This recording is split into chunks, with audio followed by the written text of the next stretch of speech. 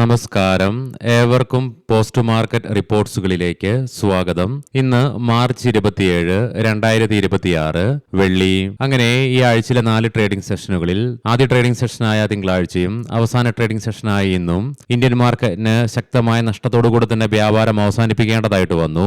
മാത്രമല്ല, നിഫ്റ്റിക്ക് വീണ്ടും ബുധനാഴ്ചയ്ക്ക് ശേഷം 23,000 എന്ന സൈക്കോളജിക്കൽ ലെവലിന് താഴെയായിട്ടും വ്യാപാരം അവസാനിപ്പിക്കേണ്ടതായിട്ടും വരികയും ചെയ്തു. കൂടാതെ ഇന്ത്യ വിക്സിന് ലോക്സഭ തിരഞ്ഞെടുപ്പ് റിസൾട്ട് വന്നതിന്റെ അന്ന്, അതായത് ജൂൺ 4, 2024 ശേഷം ഏറ്റവും ഉയർന്ന നിലയിലായിട്ട് ക്ലോസിംഗും രേഖപ്പെടുത്തേണ്ടതായിട്ട് വരികയും ചെയ്തു. അവയെക്കുറിച്ചൊക്കെ വിശദമായി തന്നെ നമുക്ക് ഈ വീഡിയോയിൽ പരിശോധിക്കാം. ഗിഫ്റ്റ് നിഫ്റ്റി ഇൻഡിക്കേറ്റ് ചെയ്തതുപോലെ തന്നെ ലീഡിംഗ് ആയ എല്ലാ ഇൻഡസ്ട്രീസുകളിലും ഗ്യാപ് ഡൗണോട് കൂടിയിട്ടുള്ള ഓപ്പണിംഗ് തന്നെയായിരുന്നു ലഭ്യമായിരുന്നതും. ഇന്നത്തെ ഓപ്പണിംഗ് റേഞ്ച് തന്നെയായിരുന്നു ഇന്നത്തെ നിഫ്റ്റിയിലെ ഡേ ഹൈയും. തുടർന്ന് അങ്ങോട്ട് മാർക്കറ്റിൽ ഇടിവ് തന്നെയാണ് അനുഭവപ്പെടുകയും ചെയ്തത്. 22,804 എന്ന ലെവലിൽ സപ്പോർട്ട് എടുക്കുവാൻ സാധിച്ചെങ്കിലും 486 പോയിന്റുകളുടെ നഷ്ടത്തോടുകൂടി 22,819 എന്ന ലെവലിലായിട്ട് നിഫ്റ്റിക്ക് വ്യാപാരം അവസാനിപ്പിക്കേണ്ടി വന്നപ്പോൾ സെൻസെക്സിന് 1,690 പോയിന്റുകളുടെ നഷ്ടത്തോടുകൂടിയും ബാങ്ക് നിഫ്റ്റിക്ക് 1,433 പോയിന്റുകളുടെ നഷ്ടത്തോടുകൂടിയും വ്യാപാരം അവസാനിപ്പിക്കേണ്ടതായിട്ടും വന്നു. NSEയുടെ അഡ്വാൻസ് ഡിക്ലൈൻ റേഷ്യോയിൽ ആകെ 403 സ്റ്റോക്കുകൾക്ക് മാത്രമേ നേട്ടത്തോടുകൂടി വ്യാപാരം അവസാനിപ്പിക്കുവാനായുള്ളൂ. അതേസമയം 2,632 സ്റ്റോക്കുകൾക്ക് നഷ്ടത്തോടുകൂടിയും വ്യാപാരം അവസാനിപ്പിക്കേണ്ടതായിട്ട് വന്നു. സെക്ടർ വൈസ് നോക്കുമ്പോൾ ഇന്ന് എല്ലാ മേഖലകൾക്കും നഷ്ടത്തോടുകൂടി തന്നെ വ്യാപാരം അവസാനിപ്പിക്കേണ്ടതായിട്ട് വന്നു.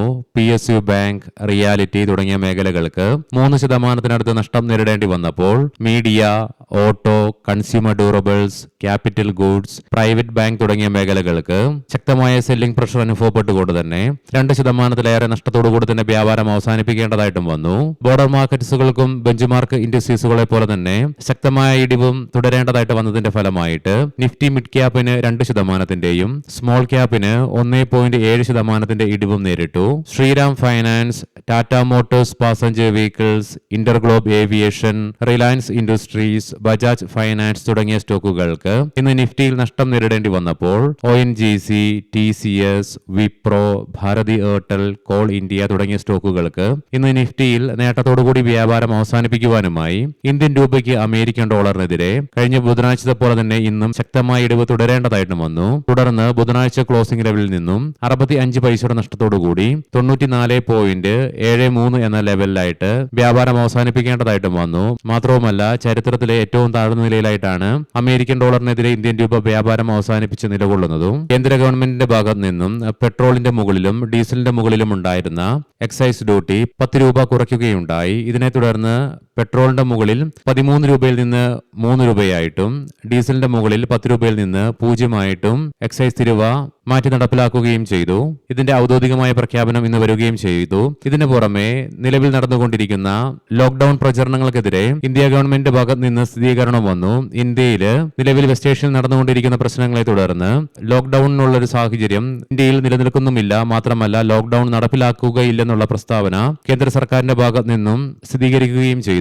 വരുന്ന പുതിയ റിപ്പോർട്ടുകൾ പ്രകാരം സ്റ്റീൽ, ടെക്സ്റ്റൈൽ, ഓട്ടോമൊബൈൽസ് തുടങ്ങിയ മേഖലകളുടെ പ്രൊഡക്ഷനെ സഹായിക്കുവാനായിട്ട് നിലവിൽ നേരിട്ടുകൊണ്ടിരിക്കുന്ന LPG ക്രൈസിസിനെ മറികടക്കുവാനായിട്ട് സെൻട്രൽ ഗവൺമെന്റിന്റെ ഭാഗത്ത് നിന്നും കൊമേഴ്ഷ്യൽ LPGയുടെ അലോക്കേഷൻ 70% ഉയർത്തുകയും ചെയ്തു.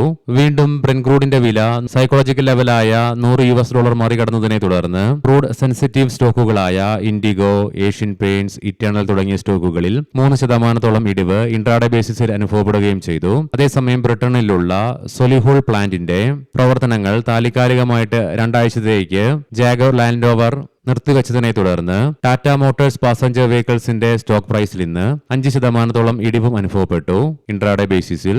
ചൊവ്വ, ബുധൻ 2 ട്രേഡിംഗ് സെഷനിലെ ശക്തമായ നേട്ടങ്ങൾക്ക് ശേഷം എന്തുകൊണ്ടാണ് ഇന്നും ഗ്ലോബൽ മാർക്കറ്റിനെ എന്ന പോലെ തന്നെ ഇന്ത്യൻ മാർക്കറ്റിനും ശക്തമായ ഒരു നഷ്ടത്തിലേക്ക് പോകേണ്ടതായിട്ട് വന്നതെന്ന് വിശദമായി തന്നെ നമുക്ക് പരിശോധിക്കാം.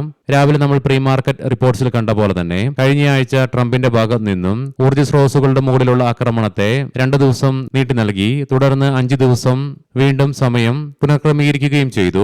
എന്നാൽ ഇന്ന് രാവിലെയോടുകൂടി വീണ്ടും ട്രംപിന്റെ ഭാഗത്തു നിന്നും 10 ദിവസത്തേക്ക് വെടിനിർത്തൽ നീട്ടിക്കൊണ്ട് ഏപ്രിൽ 6 രാത്രി 8 മണി വരെ ഇറാന്റെ എനർജി ഇൻഫ്രാസ്ട്രക്ചറുടെ മുകളിൽ യുഎസിന്റെ ഭാഗത്ത് നിന്നും ആക്രമണം നടത്തുകയില്ലെന്നുള്ള പ്രഖ്യാപനം വന്നതിനെ തുടർന്ന് ജിയോ പൊളിറ്റിക്കൽ ടെൻഷൻസ് വർദ്ധിക്കുവാൻ ഇടയാക്കി.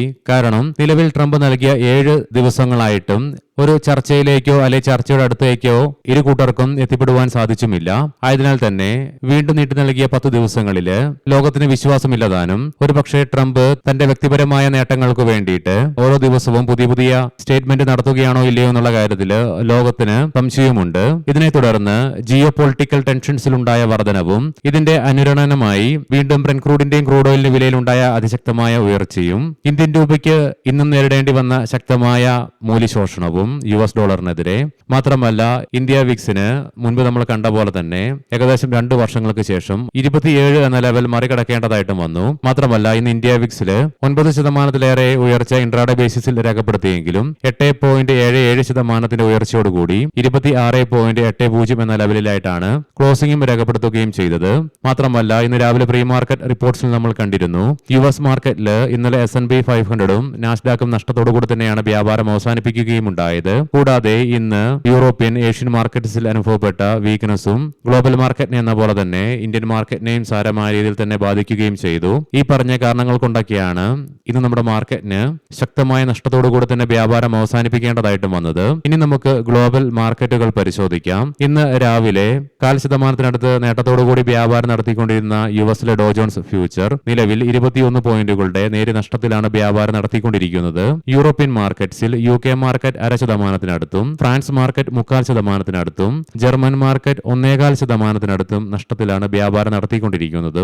ഏഷ്യൻ മാർക്കറ്റ്സിൽ സിംഗപ്പൂർ, ഹോങ്കോങ്, തായ്ലാന്റ്, ചൈനീസ് മാർക്കറ്റുകൾക്കൊഴികെ ബാക്കി എല്ലാ മാർക്കറ്റുകൾക്കും നഷ്ടത്തോടുകൂടി തന്നെ വ്യാപാരം അവസാനിപ്പിക്കേണ്ടതായിട്ടും വന്നു. കൊമോഡിറ്റിയിലേക്ക് വരുമ്പോൾ ബ്രെന്റ് ക്രൂഡിന്റെ വിലയിൽ 1.25%, ക്രൂഡ് ഓയിലിന്റെ വിലയിൽ 2%, ഗോൾഡിന്റെ വിലയിൽ 1%, ഉയർച്ചയാണ് അനുഭവപ്പെടുന്നത്. ബ്രെന്റ് ക്രൂഡിന്റെ വില $190.90 പെർ ബാരൽ എന്ന നിലയിലേക്ക് എത്തിച്ചേർന്നപ്പോൾ ക്രൂഡ് ഓയിലിന്റെ വില $96.34 പെർ ബാരൽ എന്ന നിലയിലേക്കും എത്തിച്ചേരുകയും ചെയ്തു.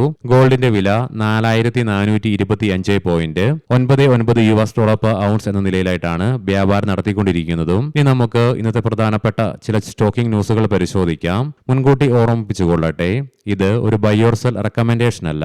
സുന്ദരം ഫൈനാൻസ് നോൺ കൺവേർട്ടബിൾ ഡിബഞ്ചറുകൾ വഴി 17,000 കോടി രൂപയുടെ ഫണ്ട് ശേഖരണത്തിന് കമ്പനിയുടെ ബോർഡ് അംഗീകാരം നൽകി. ബയോകോൺ 2026 ഏപ്രിൽ 1 മുതൽ പ്രാബല്യത്തിൽ വരുന്ന തരത്തിൽ ശ്രീഹാസിനെ കമ്പനിയുടെ സിഇഒയും MDയുമായിട്ട് നിയമിച്ചു.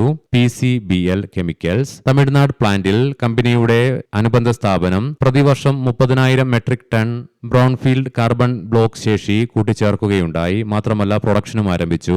സാട്രിക്സ് ഇൻഫർമേഷൻ സെക്യൂരിറ്റി 13.42 കോടി രൂപയുടെ ഓർഡർ കമ്പനിക്ക് ലഭിച്ചു. L&T 2,500 കോടി രൂപ മൂല്യം വരുന്ന പുതിയൊരു കരാർ കമ്പനിക്ക് ലഭിച്ചു. റിലയൻസ് ഇൻഡസ്ട്രീസ് KG ബേസിനുമായി ബന്ധപ്പെട്ട കേസിൽ റിലയൻസ് ഇൻഡസ്ട്രീസിനും അതിന്റെ ഡയറക്ടർമാർക്കുമെതിരെ CBI അന്വേഷണം ആവശ്യപ്പെട്ടുള്ള ഹർജി ബോംബെ ഹൈക്കോടതി തള്ളുകയും ചെയ്തു. ഏവർക്കും നല്ലൊരു വീക്കെൻഡ് ആശംസിക്കുന്നു. ഞായറാഴ്ച ഉച്ചതിരിഞ്ഞ് മാർക്കറ്റ് ഔട്ട്ലുക്ക് വീഡിയോയുമായി കണ്ടുമുട്ടാം. നന്ദി, നമസ്കാരം.